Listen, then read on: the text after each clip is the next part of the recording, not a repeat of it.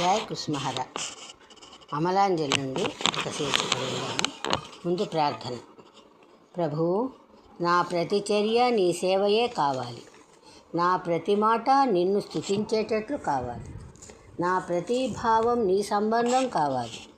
ప్రతి క్షణం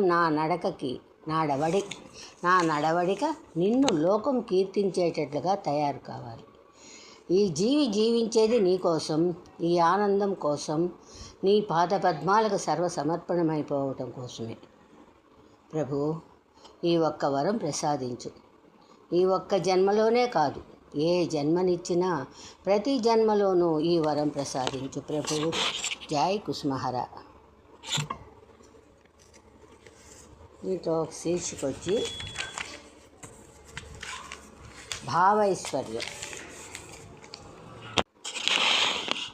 భావైశ్వర్యము. అతి బలవత్తరమైన శత్రువు, దిగ్విజయం పొందిన శత్రువు ఏదంటే మనలో ఉన్న ఆలోచన. ధారాపాతంగా వచ్చేస్తుంది ఆలోచన. దీన్ని వశం చేసుకోవాలన్నా ఎవరి తరమవుతుంది? ఆలోచనలకి ఆగటం అనేదే ఉండదు. ఏ పని చేస్తున్నా ఆలోచిస్తాం, కాసేపు కూర్చున్నా ఆలోచిస్తాం. మన కాళ్ళు చేతులు పని చేస్తున్నా మెదడు మాత్రం ఏదో జరిగిన విషయాలని, జరుగుతున్నవి, జరగబోయేవి అన్నీ ఆలోచించి చేస్తుంది. క్షణకాలం సైతం విశ్రాంతి ఉండదు. ఒకవేళ బలవంతంగానైనా ఈ ఆలోచనలని ఆపబోయామా, మహాప్రవాహానికి అడ్డుగా కట్టు వేసినట్లే, మనకి పిచ్చెత్తినట్లుగా ఉంటుంది.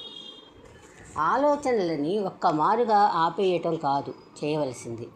ఆలోచనలు అనబడే ధారా ప్రవాహాన్ని మన చుట్టూ ఉన్న సంసారంలోనూ, సంసార సంబంధీకులలో కాకుండా భగవానుని వైపుకు తిప్పాలి.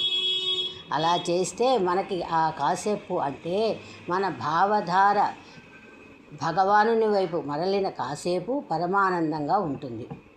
అలా కాక ఈ సంసారంలోనే తెలిసిందా, సాంసారిక పరంగా ఉన్న దోషాలు, బాధలు, సుఖాలు అన్నీ మన భావాల్లోకి త్వరపడతాయి. మన భావాలన్నీ కలుషితమవుతాయి. మనకేదో చెప్పలేని బాధ అనుభవం అవుతూ ఉంటుంది. ఒక మహాత్ముడు మన ఆలోచనలు ప్రబలం ఎలా అవుతాయో చక్కగా వివరించాడు. మనసులో మొట్టమొదట ఒక చిన్న ఆలోచన సూక్ష్మంగా పుడుతుంది.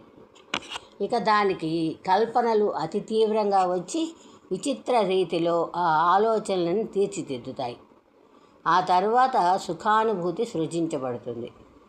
ఈ ఆలోచన క్రియారూపంలోకి వస్తే ఎంతగా సుఖపడటం జరుగుతుందో అనిపించేలా సుఖానుభూతులు అంతరచక్షువుల ఎదుట నాట్యమాడుతాయి. ఇంకా ఈ ఆలోచన బాగా పుష్టి పొందుతూ హృదయానికి బాగా ప్రేరణలు ఇస్తుంది. హృదయం స్వీకరిస్తుంది. ఇలా కుటిల శత్రువైన ఆలోచన మన హృదయంలో సంపూర్ణాధికారం సంపాదిస్తుంది. ఇంకా అది వదలదు. ఆ తరువాత దాన్ని వదిలించుకోవాలని మనం ఎంత ప్రయత్నించినా నిష్ప్రయోజనం. ఇలా ఒక ఆలోచనకి సందు చిక్కిందంటే అనేక ఆలోచనలు దానితో పాటే చోటు చేసుకుంటాయి. మనకి సంబంధించిన ఆలోచనలు, ఇతరులకు సంబంధించిన ఆలోచనలు, ఎన్నడో చనిపోయిన వారికి సంబంధించిన ఆలోచనలు, ఇలా ఎన్నెన్నో మనలో చేరి మన హృదయంపై వాటి అధికారం చూపిస్తాయి. మరి మన గతి ఏమిటి? ఆలోచనల మహాసాగరంలో పూర్తిగా మునిగిపోవటమేనా? పొరపాటుగానైనా తేలపోతే ఈ ఆలోచన తరంగాల దెబ్బలు తింటాం. ఆ ఆలోచన శక్తి అమితమే అయితే మెదడుకు ఉండే తట్టుకోగల శక్తి నశించి ఇక పిచ్చి ఎత్తుతుందన్నమాట. కుస్మహర. అది ఆలోచనల ప్రభావం. భగవానుడు మనలోనే ఉండి మనం ఈ భూమి మీద ఏ కర్తవ్యాలు చెయ్యాలో వాటికి సరిపడా శక్తిని ప్రసాదిస్తూనే ఉంటాడు. కానీ ఈ ఆలోచన వల్ల ఆ ప్రసాద రూపంగా వచ్చిన శక్తి క్షీణిస్తుంది. మనని ఏదో తెలియని బాధ పీడిస్తున్నట్లు అనుభవం అవుతుంది.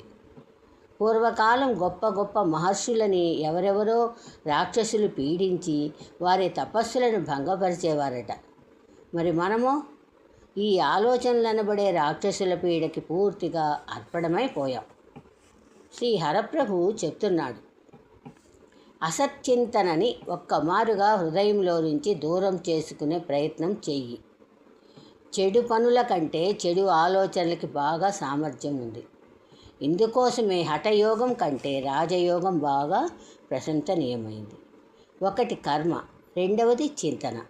చింతనకి ఎంత శక్తి ఉందంటే అది లేని వస్తువును పుట్టించగలదు, అదృశ్య వస్తువును చూపించగలదు, అలాగే పట్టుపడని వాడిని పట్టుకోగలదు. కాబట్టి చెప్పేదేమంటే నీ ఆలోచనల సమూహాన్ని నిరంతరం తుడిచేయి. ఆలోచనలు తుడుచుకుపోగానే కటిక చీకటి ఇంటిలో విద్యుత్ శక్తి ప్రకాశిస్తుంది. ఇంకా అప్పుడు తెలియందేమీ ఉండదు. అద్దంలో కనిపించినట్టు సర్వం చూడగలవు, అర్థం చేసుకోగలవు. అప్పుడు పూర్ణానందం పొంది చరితార్థుడు అవుతావు. పై ప్రభు బోధలో హరప్రభువు ఆలోచనలకు గల శక్తిని బాగా విస్తపరిచాడు. పైగా మనకు సంబంధించిన ఆలోచనల సమూహాన్ని పూర్తిగా తుడిచివేయమన్నాడు. అలా తుడిచివేస్తే హృదయం ఉజ్వలపూర్ణమవుతుందని కూడా రాశాడు. మనం మాత్రం మనలో కలిగే సంసారానికి సంబంధించిన ఆలోచనలన్నీ తుడిచివేయాలి. అయితే అలా మనకి సంభవమవుతుందా?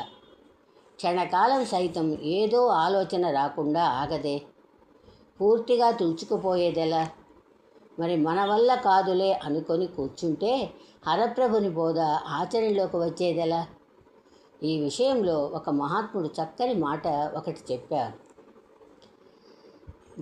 వేటినైతే మనం పొందే ఉన్నామో వాటి కోసమే మనం వెతుకుతున్నాం. అంటే మనకి ఈ జన్మలో ఏవేవి ఏ కాలానికి రావాల్సి ఉన్నాయో అవి మనం కోరినా కోరకపోయినా, ఆరాటపడినా పడకపోయినా మన దాకా అవి రానే వస్తాయి. ఈ సాంసారిక పరంగా వేటిని భగవానుడు మనకి ఇవ్వదలిచి ముందుగానే ఏర్పాటు చేసి ఉంచాడో అవి కావాలని మనం వాటికై ఆలోచిస్తూ వెతుకుతూ పోతాం. కాబట్టి ఒక్క ఆలోచనని స్థిరపరచుకుందాం. నాకు ప్రాపంచికంగా ఏం కావాలో వాటి సంగతి నా సర్వ బాధ్యతలు వహించిన పరమాత్ముడే చూచుకుంటాడు అని. ఈ ఒక్క ఆలోచన మన మెదడును పీక్కొని తినేసేటంతటి భయంకరమైన ఆలోచనని అరగడుతుంది. కాబట్టి పై శబ్దాలను పదే మననం చేసుకుందాం. మననంతో పాటుగా కొద్దిగానైనా ఆచరణలో పెట్టుదాం. ఎందుకంటే కొండంత మాటల కంటే ఆవగింజంత ఆచరణ చాలా గొప్పది. కాబట్టి ఆచరణ ప్రారంభిద్దాం. మనకి సంబంధించిన ఆలోచనలు, మనకి సంబంధించని ఆలోచనలు సమస్తం వదిలేయాలి, తుడిచేయాలి అని పట్టుబట్టి అలా కృషి చేద్దాం. ప్రభు నామస్మరణ ఈ కృషికి బాగా ఉపయోగపడుతుంది. మన పక్కన ఎవరూ లేకపోయినా, లేక మనమే ఏకాంత స్థలంలో కూర్చునైనా ఎలుగెత్తి నామస్మరణ చేయవచ్చు. మన శబ్దం మన చెవుల పడిన కొద్దీ ఆలోచన జొరబడే అవకాశం తగ్గుతుంది. ఇంతేకాక భగవానుని స్తోత్రాలు ఇన్నిసార్లు ఉదయం, ఇన్నిసార్లు మధ్యాహ్నం, ఇన్నిసార్లు సాయంత్రం అని అన్ని వేళల్లోనూ ఒక సంఖ్య పెట్టుకొని పఠిద్దాం. కొంచెం పెద్దగా పలికితే మంచిదే. మన చుట్టూ ఉన్న వారికి కూడా భగవానుని స్ఫురణ వస్తుంది. ఇలా నోరాపకుండా నామస్మరణ చేయటమో, స్తోత్రాలు కీర్తనలు పఠించటమో చేస్తుంటే మన హృదయంలో రాజ్యం ఏలుతూ ఉండే సాంసారిక ఆలోచనలను తుడిచివేయగలవచ్చును. ఆ వెనువెంట మన శూన్య హృదయంలో భగవానునికి సంబంధించిన భావాలు స్థానం ఏర్పరచుకుంటాయి. అయితే మన చుట్టూ ఉన్నవారికి ఈ నామస్మరణ మొదలైన సాధనలు వెగటుగా తోచవచ్చును. అస్తమానం ఇదేం గొడవ అని వారు అనినా, కించపరిచే మాటలు పలికినా మనమేమీ బాధపడి మన సాధనను వదులుకోనక్కర్లేదు. కారణం ఏమంటే తప్పుడు పనులను చేయటానికి వెనకాడాలి, దూరంగా పోవాలి. కానీ ప్రభునామస్మరణ, స్తోత్రాలు, కీర్తనలు పఠించటంలో వెనకాడవలసిన పనే లేదు. నామస్మరణ మనల్ని పవిత్రం చేస్తుంది, మన చుట్టూ ఉన్న వారిని పవిత్రం చేస్తుంది. అంతేకాదు, నామస్మరణ మన చుట్టూ ఉన్న వాతావరణాన్నే పవిత్రం చేస్తుంది. భగవానుని స్తుతించటం, భగవానుని కీర్తించడం అదే పనిగా చేస్తూ మన ఈ మార్గంలోకి అందరూ చేరేలా చేయాలి. అంటే మన అలవాటు బాగా స్థిరపరచుకోవాలి. ఆదిలో మనకి పిచ్చివారనే బిరుదు లోకం ఇస్తే మనం మరీ సంతోషపడదాం. ఏమైనా చేసి మనలో గల సుష్టపు ఆలోచనలని క్షీణింపజేసుకుందాం. అవి క్షీణించిన కొలది ప్రభుపరమైన ఆలోచనలు పుట్టి పెరిగి పుష్టి పొందుతాయి. ఇంకా మనం ప్రభుభావ ఐశ్వర్యంతో సంపన్నులము అవుతాము. హరప్రభువు చెప్పినట్లు మన హృదయాలలో దైవీ విద్యుత్ ప్రకాశం వ్యాపిస్తుంది. మనము ప్రభు నివారం అవుతాము. అందువల్ల మనకి సర్వము తేట తెల్లమవుతుంది. మన హృదయాలు భగవానునికి సర్వసమర్పణమై మహదానందం సాగరంలో భాసిస్తాయి. అలా మనం చరితార్థులం అవుతాము. జై బలో శ్రీ కృష్ణ హరనాథ్ కి జై.